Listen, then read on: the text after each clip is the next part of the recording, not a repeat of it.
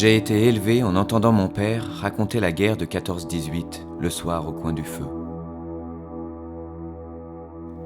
On n'oublie pas ces choses-là.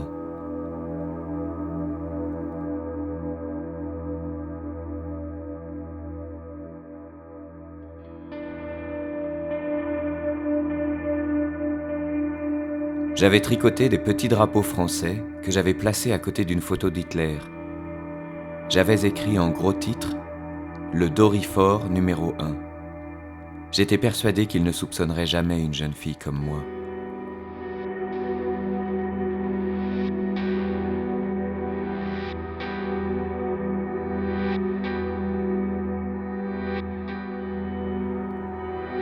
Lors d'une escapade, j'avais vu par hasard qu'il y avait plein de câbles qui partaient de l'église Notre-Dame-des-Champs. Ça me donnait des idées. Ça ne devait pas être si dur que ça. Mais ça me prenait du temps pour cisailler ces gros câbles. Il fallait s'y reprendre à plusieurs fois.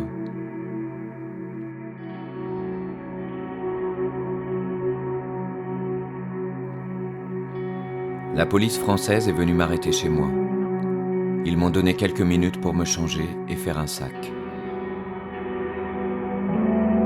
Là, j'ai déchiré mon affiche et tenté de la brûler dans la cheminée. Mais le commandant m'a vu faire.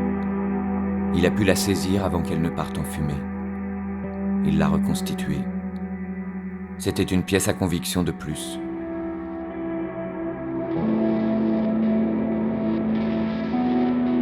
J'avais été chargé par mes geôliers d'alimenter le poêle à bois dans les cellules des prisonniers. C'est ainsi que j'ai connu Robert. La rencontre a été brève, mais par la suite, il m'a fait passer un petit bout de papier.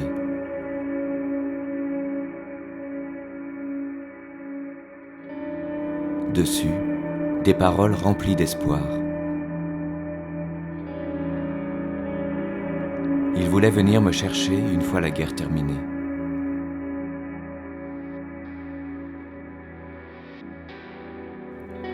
J'ai subi 18 interrogatoires. Il posait à chaque fois les mêmes questions.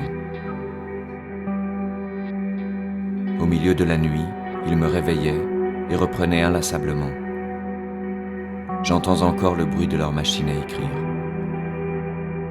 Ils étaient certains que j'avais un complice et amant. À la fin, j'ai dû passer une visite médicale avec un médecin allemand pour vérifier que j'étais vierge. J'étais morte de honte.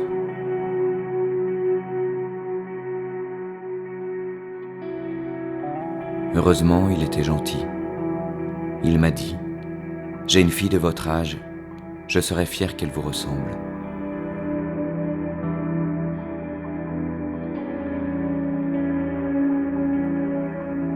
Les Allemands ne fusillaient pas les filles, ils les décapitaient.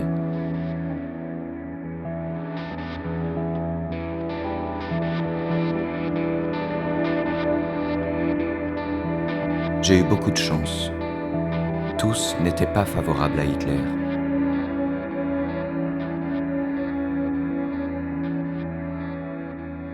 J'ai été la première à entrer dans ces wagons à bestiaux. Je me suis blotti près de la porte. Quand le train est parti, j'ai senti quelqu'un me tomber dessus. La personne avait dû mourir de peur. J'ai fait une partie du trajet comme ça. On était tellement serrés les uns contre les autres.